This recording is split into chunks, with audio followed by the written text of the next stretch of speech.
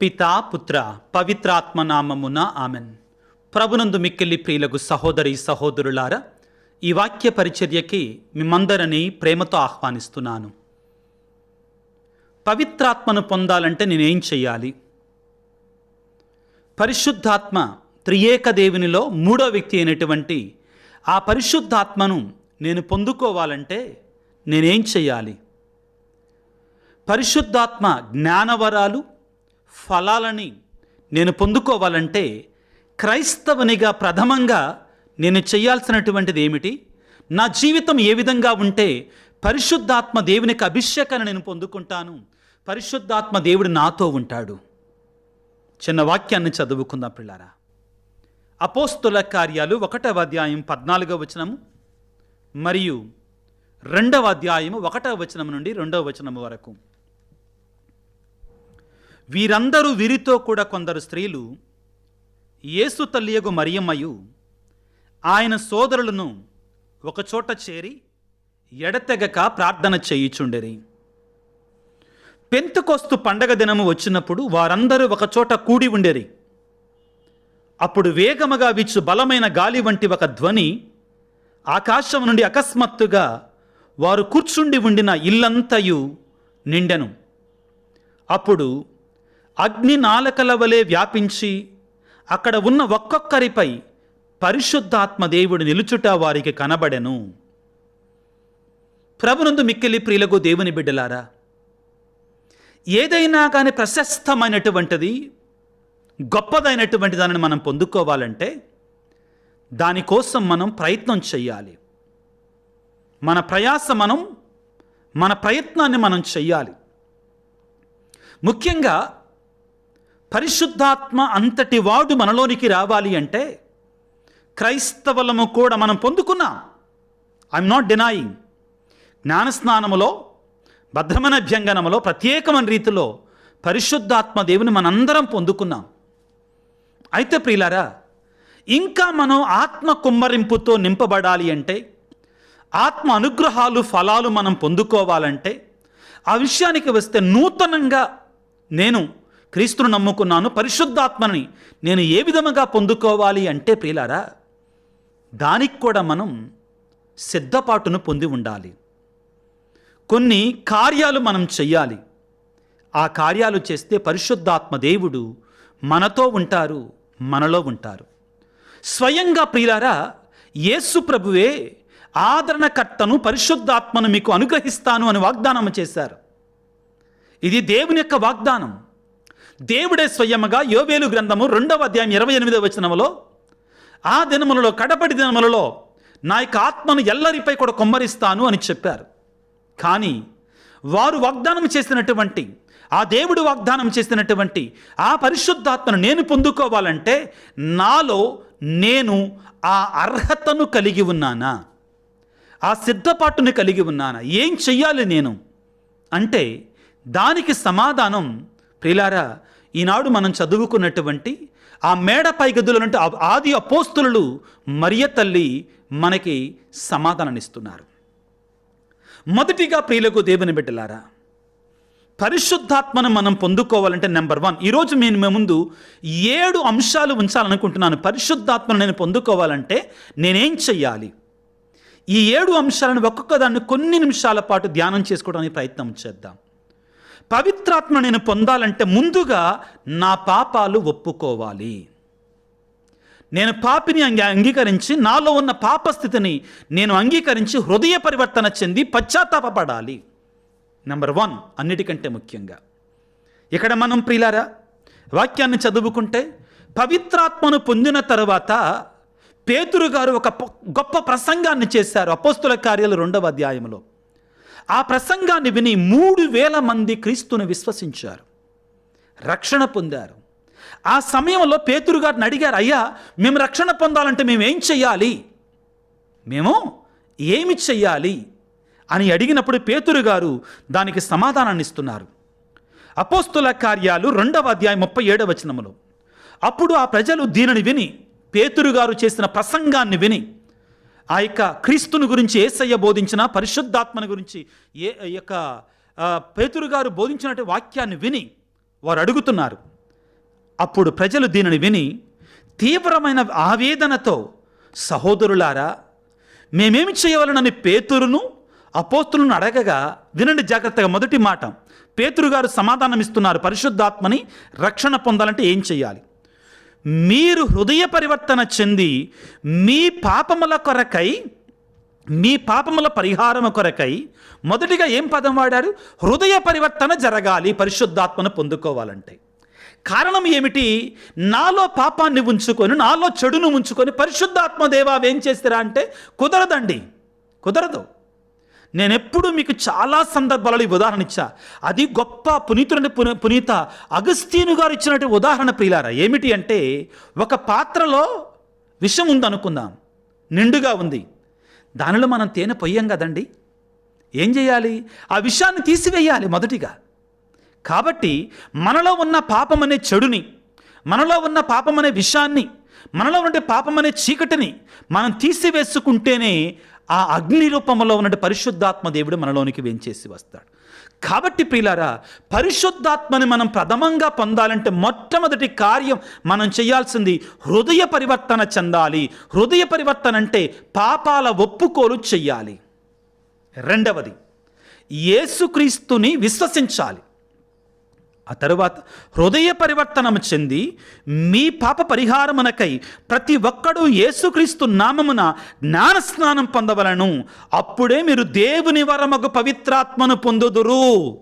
ఇప్పుడు మన ప్రశ్న ఏంటి? పవిత్రాత్మను ఎలాగా పొందాలి మనం? మొదటిగా పాపాలను అంగీకరించాలి, పాపక్షమాపణ పొందుకోవాలి. రెండవది, క్రీస్తు ప్రభు నిజదేవుడని అంగీకరించాలి. యేసయ్య లోకరక్షకుడని అంగీకరించాలి. యేసు ప్రభు నా స్వీయ రక్షకుడని అంగీకరించాలి. అప్పుడు ప్రియులారా పరిశుద్ధాత్మ దేవుని మనం పొందుకుంటాం. మొదటిది పాపాలు ఒప్పుకోవాలి, రెండవది యేసు ప్రభు నిజదేవుడని అంగీకరించాలి. ప్రియులకు దేవుని బిడ్డలారా, మూడవది అతి ముఖ్యమైనటువంటిది ప్రార్థనలో ఉండాలి, ఐక్యముగా ఉండాలి. నేను వాక్యాధారంగా మాట్లాడుతున్న ప్రియులారా, ఈ రోజున పరిశుద్ధాత్మను పొందాలంటే మనం ఏం చెయ్యాలి? మొదటిది హృదయ పరివర్తన, పాపాలు ఒప్పుకోవాలి. రెండవది యేసుక్రీస్తు నిజదేవుడని అంగీకరించాలి. పేతురు గారు ఇక్కడ చెప్పారు, ప్రతి ఒక్కడు యేసుక్రీస్తు నామమున జ్ఞానస్నానం పొందాలి. ప్రియులారా, యేసు ప్రభు నిజదేవుడని అంగీకరించి ఆయన నామంలో జ్ఞానస్నానం పొందాలి. మూడవది ప్రార్థన, అతి ముఖ్యమైనటువంటిది. ప్రార్థనా జీవితం లేనటువంటి వాడు పరిశుద్ధాత్మను పొందలేడు. కారణం ఏమిటి అంటే, ప్రార్థనలోనే మనం పరిశుద్ధాత్మతో ఐక్యమవుతాం. పరిశుద్ధాత్మ దేవుడు మనలోనికి వచ్చినప్పుడు మనం ఏ విధంగా ప్రార్థన చేయాలో నేర్పిస్తాడని పౌలు గారు మనకు స్పష్టంగా తెలియజేశారు. కాబట్టి ప్రార్థనా జీవితం లేనటువంటి వాడు పరిశుద్ధాత్మను ఎట్టి పరిస్థితుల్లో కూడా పొందుకోలేడు. మనం చదువుకుంటే అపోస్తులు మరియ తల్లి పరిశుద్ధాత్మను పొందుకున్నప్పుడు మేడపెగదిలో వాళ్ళు ఏం చేస్తున్నారు? వాక్యాన్ని వినండి. అపోస్తుల కార్యాలు 1వ అధ్యాయం 13-14 వచనాలు జాగ్రత్తగా ఆలకించండి. వారు యెరూషలేమున ప్రవేశించి తాము నివసించుచున్న మేడ గదిలోనికి వెళ్ళిరి. మేడ గది అనగానే మీకు వెంటనే గుర్తుకు రావాల్సింది ఏమిటి అంటే, యేసు ప్రభు పాదాలు కడిగినటువంటి గది, యేసు ప్రభు కడరాత్రి భోజనాన్ని సమర్పించినటువంటి గది, గురుత్వాన్ని స్థాపించినటువంటి గది, దివ్య సప్రసాదాన్ని, దివ్యబలి పూజను స్థాపించినటువంటి గది. ఆ గదిలో వాళ్ళు దాక్కుని ఉన్నారు అని ఎలా చెప్పగలము అంటే, యోహాను సువార్త 20వ అధ్యాయం 19వ వచనంలో, అది ఆదివారం సాయం సమయం యూదుల భయముచ్చే శిష్యులు ఒక చోట తలుపులు మూసుకొని ఉండిరి. యూదుల భయముచ్చే. కాబట్టి శిష్యులందరూ కూడా మేడపై గదిలో యెరూషలేములో వారందరూ కూడా పరిశుద్ధాత్మ రాకడ కొరకై ఎదురు చూస్తున్నారు. వారితో పాటు ఎవరున్నారట? 14వ వచనము, అపోస్తుల కార్యాలు 1వ అధ్యాయం 14వ వచనం. వీరితో కూడా కొందరు స్త్రీలు యేసు తల్లియగు మరియమ్మయు ఆయన సోదరులను ఒకచోట చేరి ఎడతెగక ప్రార్థన చేయుచుండిరి. చాలా ముఖ్యమైన మాట. ఏం చేయాలి? మూడవది, మనం మొదటిది పాపాలు ఒప్పుకోలు జరగాలి, హృదయ పరివర్తన జరగాలి. రెండవది యేసుక్రీస్తు నిజదేవుడిని అంగీకరించాలి. మూడవది ఎడతెగక ప్రార్థన చెయ్యాలి. కాబట్టి ప్రియులారా, మీకు అందరూ గమనిస్తే కథోలిక స్త్రీ సభలో ఇదిగో జాగరణ ప్రార్థనలను ఉంటాయండి. పెంతుకోస్తు పండగ రోజు ముందు రోజు కూడా జాగరణ ప్రార్థన జరుగుతుందండి. జాగరణ పూజ కూడా ఉందండి. కాబట్టి వారందరూ కూడా జాగరణ చేస్తూ పరిశుద్ధాత్మ రాకడ కొరకై ఏక మనస్కులై ప్రార్థన చేస్తున్నారు. అపోస్తుల కార్యాలు 2వ అధ్యాయం 1వ వచనం నుంచి పరిశుద్ధాత్మ పెంతుకోస్తు పండుగను మనం జరుపుకుంటాం. అక్కడ మనకి రాసి ఉంటుందండి. పెంతుకోస్తు పండుగ దినము వచ్చినప్పుడు వారందరూ ఒకచోట కూడి ఉండిరి. కూడి ఏం చేస్తున్నారు? ప్రార్థనలో ఉన్నారు. 3వది బిడ్డలారా, పవిత్రాత్మను నేను పొందాలంటే ప్రార్థనలో దేవునితో మమేకమై ఉండాలి. 4వది అతి ముఖ్యమైనది, నేను అతి ముఖ్యమైనది అంటున్నానండి. ఇది నిజంగానే ఇది అతి ముఖ్యమైనటువంటిది. ఏమిటి అంటే సంఘములో ఐక్యత ఉండాలి. ఐక్యత ఎక్కడైతే లేదో అక్కడ పరిశుద్ధాత్మ రావడానికి అవకాశం లేదు. దీన్ని నేను చాలా స్పష్టంగా, చాలా కరాఖండిగా తెలియజేస్తున్నాను. మీరు ప్రియులారా, పాత నిబంధన గ్రంథంలో బాబేలు గోపురం అనేటువంటి సంఘటన మీరు జ్ఞాపకం చేసుకోవాలి. ఏం జరుగుతుంది అక్కడ ఉన్నటువంటి ప్రజలు ఏమన్నారంటే, మనం ఇప్పుడు ఒక పెద్ద ఆకాశాన్ని దాటిపోయేటువంటి ఆ యొక్క పట్టణాన్ని కడదాం, పెద్ద పట్టణాన్ని కట్టేద్దాం, దేవుణ్ణి మించిపోదాం. ఎవరిని మించిపోదామండి? దేవుణ్ణి మించిపోదాం అనని వారు ఆశపడతాన్ని మనం చూస్తామండి. ఎప్పుడైతే వారిలో ఆ గర్వం బయలుదేరిందో, దేవుణ్ణి పక్కకు నెట్టివేశారో, స్వీయమైనటువంటి పొగడ్తలు లేకపోతే పేరు ప్రఖ్యాతుల కోసం వాళ్ళు అరులు చాచారో, ఏం జరిగింది? వాళ్ళలో విభజన వచ్చేసింది. పరిశుద్ధాత్మ లేని చోట విభజన వస్తుంది. పరిశుద్ధాత్మ లేని చోట ఎవడికి ఇష్టం వచ్చినట్లుగా వాడు ప్రవర్తిస్తారు. అందుకని నేను ధైర్యంగా గుండెల మీద చేతులు వేసుకొని కథోలిక శ్రీసభలో, ఆర్సిఎం సంఘములో, రోమన్ క్యాథలిక్ శ్రీసభలో, కథోలిక అంటే సార్వత్రిక అనే అర్థం ఉందండి గ్రీకు భాషలో. కథోలికోస్ అంటే సార్వత్రిక. ఇప్పుడు కొత్తగా అందరూ కూడా బోధకులు అందరూ సార్వత్రిక సంఘం. ఏంటండి సార్వత్రిక సంఘం అంటే? ఎవడికి వాడు యమునా తీరన్నట్లుగా నీ సంఘానికి నువ్వే పోపు గారివి, నీ సంఘానికి నువ్వే పోపు గారి. అది కాదండి. సార్వత్రిక సంఘం అంటే పాపుగారి స్థానంలో యేసు ప్రభు చెప్పినట్లుగా, పేతురు నువ్వు రాయివి, ఆ రాయి మీద నా యొక్క సంఘాన్ని నిర్మిస్తాను, నరక శక్తులు దీన్ని జయింపజాలవని పలికినటువంటి ఆ పాపుగారి కింద ఏక మనస్కులై ఉండగలగాలి. ఈ ఆదికాండము 11వ అధ్యాయములో మనం వినేటువంటి 1 నుంచి 10 వచనాల వరకు మనం వినేటువంటి బాబేలు గోపురం దగ్గర ఏం జరిగింది? విభజన జరిగింది. దేవుడు లేడక్కడ, పరిశుద్ధాత్మ లేడక్కడ. ఎక్కడైతే విభజన ఉంటుందో, ఎక్కడైతే ఎవడికి వాడే యమునా తీరుగా ఉంటాడో పరిశుద్ధాత్మకు అవకాశం లేదు. ప్రియులారా, వాళ్ళు చెప్పుకోవచ్చు, గొప్పలు చెప్పుకోవచ్చు, మా దగ్గర పరిశుద్ధాత్మ ఉన్నాడు, తిక్కలుగా శబ లక అనుకోవచ్చండి. కానీ ఐక్యత లేని కాడ పవిత్రాత్మ నివసింపలేడు. యోహాను సువార్త 17వ అధ్యాయంలో ప్రియులారా, యేసుప్రభు ప్రార్థన చేస్తాడు, తండ్రి నీవు నేను ఏకమై ఉన్నట్లుగా వీరందరూ ఐక్యమై ఉన్నట్లుగా చేయము, అప్పుడు పరిశుద్ధాత్మ వరం వారి మీదకి వస్తుంది. అంతా వాక్యాధారం ప్రియులకు దేవుని బిడ్డలారా, జాగ్రత్తగా గమనించండి. అదేవిధంగా ఈనాడు ఆది అపోస్తులు పెంతెకొస్తు పండుగ రోజున ఏం చేశారండి? ఆయన వెళ్ళేసి ఒక 10 మందిని, ఈయన వెళ్ళేసి ఇంకో 10 మందిని, ఇంకొక ఆయన వెళ్ళేసి ఇంకో 10 మందిని పెట్టుకొని వాళ్ళు ఎవరి సంఘంలో వాళ్ళు ఉంటే పరిశుద్ధాత్మ వాళ్ళ మీదకి వచ్చాడా? నో. అందరూ ఒకచోట ఐక్యంగా. మరియ తల్లి ఉండాలి, మరియ మాత ఉండాలి అక్కడ. అపోస్తులతో ఆ అపోస్తులిక సంఘములో మరియ మాత ఉండాలి. వారితో కూడా యేసు తల్లియగు మరియమ్మ ఉన్నది. అపోస్తుల కార్యాలు 1వ అధ్యాయం 14వ వచనం చదవండి. ప్రియులారా, ఐక్యత ఉండాలి. పరిశుద్ధాత్మను పొందాలంటే ఆ సంఘానికి ఐక్యత ఉండాలి ప్రియులారా. ఇదిగో ఆ తరువాత క్రీస్తులో జ్ఞానస్నానం పొంది ఉండాలి. క్రీస్తులో పాపాల ఒప్పుకోలు వేరు, క్రీస్తులో జ్ఞానస్నానం పొంది ఉండాలి ప్రియులారా. తరువాత విషయం, యేసు ప్రభులో జ్ఞానస్నానాన్ని పొంది ఉండాలి. పేతురు గారు చేసిన ప్రసంగాన్ని మరొకసారి మనం పునరుద్ఘాటిస్తే ప్రియులారా, అపోస్తుల కార్యాలు 2వ అధ్యాయము 38వ వచనములో, మీ పాప పరిహారమునకే ప్రతి ఒక్కడు యేసుక్రీస్తు నామమున జ్ఞానస్నానం పొందాలి, అప్పుడు మీరు దేవుని వరమగు పవిత్రాత్మను పొందుదురు. జ్ఞానస్నానాన్ని పొందాలి. ఇది కథోలిక శ్రీసభలో చిన్న పిల్లవాడి నుంచి అవకాశం ఎందుకు ఇస్తున్నారంటే, ఆ పిల్లవాడు పరిశుద్ధాత్మ చేత నింపబడతాడు. జ్ఞానస్నానం లేకుండా నాకు పరిశుద్ధాత్మ అవకాశం లేదు. కాబట్టి ప్రియులకు దేవుని బిడ్డలారా, పరిశుద్ధాత్మను పొంది ఉండాలి. ఇప్పటి వరకు మనం తెలుసుకున్నటువంటి ఆ యొక్క పరిశుద్ధాత్మను పొందాలంటే నేనేం చేయాలి తెలుసుకుందాం. పాపము కొరకై హృదయ పరివర్తన చెందాలి. 2వది ప్రియులకు దేవుని బిడ్డలారా, ఇదిగో క్రీస్తునందు విశ్వాసం ఉంచాలి, ప్రార్థనలో ఐక్యమై ఉండాలి, ప్రార్థనలో ఒకటిగా ఉండాలి, ఎడతెగక ప్రార్థన చేయాలి, ఐకమత్యం ఉండాలి వాళ్ళల్లో. అదేవిధంగా క్రీస్తునందు జ్ఞానస్నానం పొందాలి. ప్రియులకు దేవుని బిడ్డలారా, హృదయ పరివర్తన చెందటం వేరు. మొదట్లో మనం హృదయ పరివర్తన గురించి మాట్లాడుకున్నాం. ఇప్పుడు ఇంకొక పాయింట్, 6వ పాయింట్ ఏంటంటే ప్రియులారా, పాపానికి దూరంగా ఉండాలి, చెడుకు దూరంగా ఉండాలి. పాపము అసలు ఆత్మ ఉన్నటువంటి వాడు సైతానికి దూరంగా ఉంటాడు, శరీర కార్యాలకు దూరంగా ఉంటాడు. గలతీ పత్రికలో మనం చదువుకుంటాం, రోమపత్రిక 12వ అధ్యాయంలో మనం చదువుకుంటాం. ప్రియులారా గమనించండి, వాక్యాన్ని చదువుకుందాం ఒకసారి. రోమీలకు రాసిన లేఖ 12వ అధ్యాయంలో ఈ విషయాన్ని మనకు స్పష్టంగా తెలియజేస్తాడు. ఏమని ఉంటుంది ప్రియులారా?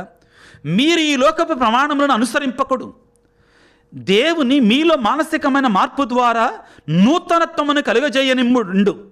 అప్పుడే మీరు దేవుని సంకల్పమును అనగా ఉత్తమమైనదియు ఆయనకు సమ్మతమైనదియు సంపూర్ణమైనది అగుదానని తెలుసుకుంటారు. అర్థమవుతుందా? అంటే ఆత్మానుసారంగా నువ్వు జీవించాలి, నీలో మార్పు కలగాలి, పవిత్రమైన మార్పు జరగాలి. మరొక వాక్యాన్ని చదువుతాను. రోమపత్రిక 8వ అధ్యాయం 8-9 వచనాలు చదువుకుందాం. శరీరానుసారము జీవించువారు దేవుని సంతోషపెట్టలేరు. మీ యందు నిజముగా ఆత్మ వసించుచున్నచో, వినండి మాట, మీ యందు నిజముగా ఆత్మ వసించుచున్నచో మీరు శరీరము నందుగాక ఆత్మయందు ఉన్నారు. మీరు గుర్తుపెట్టుకోవాలి. అంటే పరిశుద్ధాత్మ మనలో ఉంటున్నాడు అంటే, మన మీదకి రావాలి అంటే ప్రియులారా మనం పాపానికి దూరంగా ఉండాలి, లేకపోతే సాధ్యం కాదు. హృదయ పరివర్తన చేసిన పాపము కొరకై, మొదటి పాయింట్, చేసిన పాపము కొరకై మారు మనసు పొందటం. ఇప్పుడు అసలు పాపానికే దూరంగా ఉండటం ప్రియులకు దేవుని బిడ్డలారా. చివరిది 7వ పాయింట్ ఏమిటి అంటే ప్రియులకు దేవుని ఆజ్ఞలకు విధేయత చూపించాలి.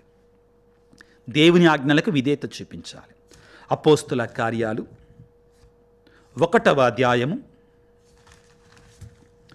అపోస్తుల కార్యాలు 1వ అధ్యాయములో యేసు ప్రభు వాళ్ళకు ఒక మాట చెప్పారు. మోక్షారోహణమవుతున్న యేసు ప్రభు, ఇదిగో ఆయన వారితో ఉన్నప్పుడు వారికి ఇట్లు ఆజ్ఞాపించాను. అపోస్తుల కార్యాలు 1వ అధ్యాయం 4వ వచనం నుండి, మీరు యెరూషలేమును విడిచి వెళ్ళక నేను మీకు తెలియచేరచినట్టి నా తండ్రి చేసిన వాగ్దానము కొరకు వేచి ఉండండి. ఒక ఆజ్ఞ ఇచ్చాడు. ఎలయన యోహాను నీటితో బాప్తిస్మం ఇచ్చను కానీ కొన్ని దినములలో మీరు పవిత్రాత్మ చేత జ్ఞానస్నానాన్ని పొందుతారు. యేసు ప్రభు ఏదైతే ఆజ్ఞను జారీ చేశారో శిష్యులు ఆ ఆజ్ఞకి లోబడి జీవించారు. కాబట్టే ఆ మేడపై గదిలో వారు ఉన్నారు, కాబట్టే వారు పరిశుద్ధాత్మను పొందుకున్నారు.